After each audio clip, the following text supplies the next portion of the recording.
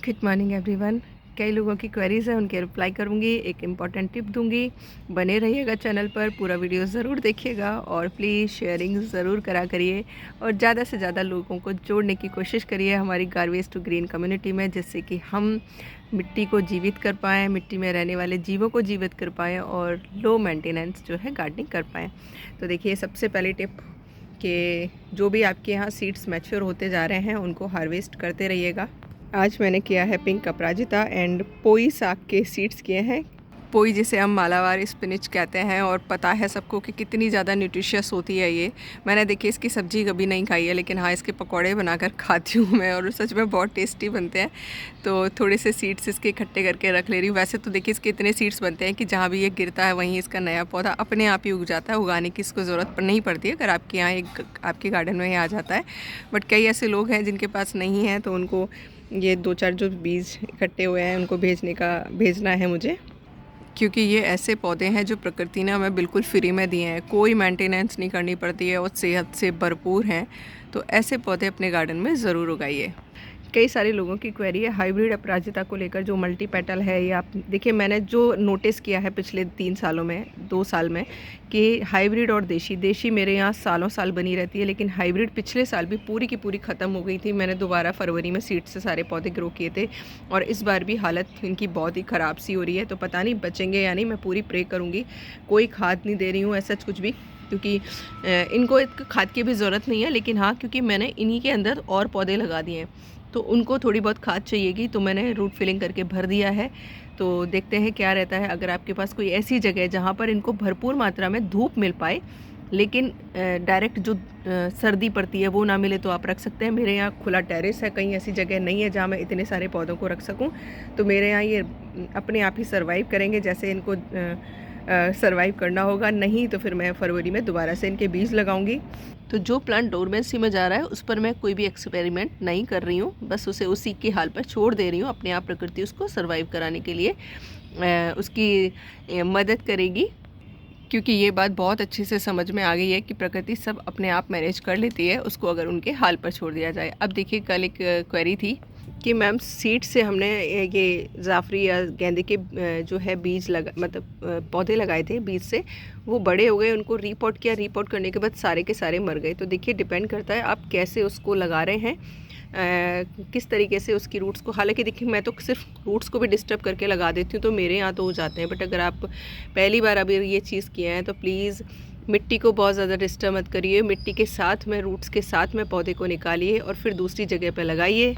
जैसे देखिए, मैंने इसमें से 3-4 पौधे निकाल के दूसरी जगह लगाए थे, तो देखिए एक इसकी आप हेल्थ और हाइट देख सकते हैं कितने सही से ग्रोथ कर रहे हैं। अब मैं जिस पौधे में पॉट में मैंने इनको रीपॉट किया है, ये देखिए, अब क्योंकि इनकी रूट्स एक बार डिस्टर्ब हुई हैं तो आप पौधे की ग्रोथ देख सकते हैं, थोड़ी सी रुक गई है, लेकिन अब इनकी रूट्स बिल्कुल सेट हो चुकी हैं, क्योंकि लास्ट वाली डेट पे किए थे। तो अब जैसे ही थोड़ा सा और ये ग्रो करेंगे, मैं इनको पिंच कर दूंगी और ये यहाँ पर सर्वाइव कर गए। तो जब आप इनको रिपोर्ट करें तो प्लीज़ इस चीज़ का विशेष ध्यान रखिएगा कि बहुत ज़्यादा मिट्टी को डिस्टर्ब ना करें अगर आप बिगिनर हैं, क्योंकि सारे जो वीडियोज़ हैं उनमें ये दिखता है कि मिट्टी हटा दीजिए, मिट्टी हटा दीजिए, तो कई बार शौक में चले जाते हैं पौधे और वो पौधे ख़राब हो जाते हैं। मैंने तो देखिए ये पिटूनियाज़ भी लगाए थे, तो इसमें भी मैंने शेयर किया था कि मैंने सिर्फ इनकी नीचे की थोड़ी सी मिट्टी हटाई थी, बाकी इनको एज इट इज़ लगा दिया था, क्योंकि बहुत सॉफ्ट रूट होती हैं इनकी। और अगर आप छोटी छोटी सैपलिंग लगा रहे हैं तब तो ये सेट हो जाती हैं, लेकिन अब अगर आप बहुत बड़े पौधे लगा रहे होते हैं तो वो एक बार शौक में चला जाता है और कई बार वो सर्वाइव नहीं कर पाता है। तो मैं बहुत ज़्यादा मिट्टी डिस्टर्ब नहीं करती हूँ। इवन मैं बड़े बड़े जो पौधे लाती हूँ ना, उनकी भी मिट्टी डिस्टर्ब नहीं करती हूँ। आप लोगों के साथ मैंने शेयरिंग किया है, मैं इनको एज इट इज़ लगा देती हूँ। बाद में 3-4 महीने बाद जब पौधा सेट हो जाता है मेरी मिट्टी में, तब मैं रूट फिलिंग का काम करके उसकी मिट्टी को लूज़ करती हूँ और अपनी खाद मिली मिट्टी भर के उसको सेट कर देती हूँ। तो प्लीज़ इस चीज़ का ध्यान रखिए, अगर आप बिगिनर हैं मिट्टी को बहुत ज़्यादा डिस्टर्ब मत करिए, उसे एज इट इज़ लगा दीजिए। और गार्डनिंग करते टाइम देखिए पेशेंस रखना बहुत ज़रूरी होता है। अब आपको उसका भी एक एग्जाम्पल देती हूँ। ये मेरा एक छोटा सा पॉट है जिसके अंदर कई सारे पौधे लगे हुए हैं। ये वाइट कलर का जो अपना सफ़ेद आँख होता है वो होता है, घर के लिए बहुत शुभ होता है, इसलिए मैंने लगा रखा है। इसके अंदर मैंने जो मिट्टी भरी थी अपने गार्डन की वो भर दी थी। उसके बाद देखिए इसके अंदर अपने आप पिटूनिया उगाया है, जो कि लास्ट ईयर के पौधे थे। और ये देखिए पिटूनिया है। ये मैंने आपको याद होगा, मैंने एक वीडियो शेयर किया था हाईवे का, वहाँ से मैं 2 वैरायटी के सीड्स लेकर आई थी, गेंदे और जाफरी के। दोनों मैंने लगा दिए थे। इसमें से सिर्फ देखिए एक बीज जर्मिनेट हुआ था, लेकिन बाकी के सीड्स यहीं पड़े हुए हैं। आप देख भी रहे होंगे, एक सीड आपको ये दिख रहा है। आज देखिए दिखा मुझे एक और बीज जर्मिनेट हुआ है। तो टाइम लेता है कई बार सीड ना, पर सीड का ब्लैक होना, पकना बहुत ज़रूरी होता है। जैसे कि देखिए मैंने अभी ये जाफरी का एक सीड निकाला है और इसमें देख रहे होंगे आप बिल्कुल ब्लैक नहीं हुई है, अभी कच्चा है। इसका बिल्कुल जब ब्लैक हो जाता है ना, और वो वाले जब हम बीज स्प्रिंकल करते हैं तो आपके देखिए इस तरीके से पौधे निकलते रहेंगे।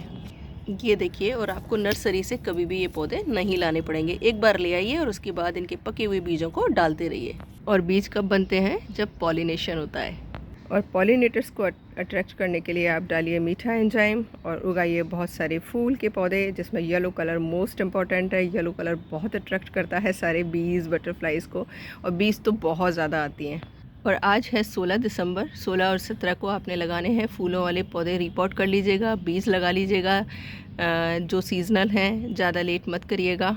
नए कैलेंडर को लेकर टेंशन मत करिए, टाइम आएगा तो मैं आप लोगों को अवेलेबल करवा दूंगी, इसलिए शांति से बस इस महीने का कैलेंडर अपने पास है, उस वर्क को करिए। और काफ़ी सारे लोग हैं जो ये कह रहे हैं कि हफ्ते में सिर्फ एक बार पानी डालिए, तो ये गलती मत करिएगा। ये देखिए, सिर्फ एक दिन पानी नहीं डाला, मेरा पूरा अम्ब्रेला पाम जो है सूख गया, क्योंकि कुछ पौधों को पानी की रिक्वायरमेंट ज़्यादा होती है, जिनको डेली पानी चाहिए होता है। तो प्लीज़ प्लांट को देखकर पानी का ध्यान रखिएगा, उस तरीके से ही पानी दीजिएगा। आज का कटिंग लगा सकते हैं। तो देखिए, जो पौधे इस टाइम पर फुल ब्लूमिंग कर रहे हैं, सीजनल प्लांट्स, उनकी कटिंग्स आप ट्राई करते रहिएगा। डेफिनेटली ग्रो हो जाएंगी, क्योंकि डेट भी है और सही टेम्परेचर भी है उन पौधों के लिए, तो ज़रूर ट्राई करिएगा। ये है पुरानी कटिंग्स के अपडेट। देखिए फूल खिलने शुरू हो गए हैं, तो बस लगा लीजिएगा। Thank you for watching.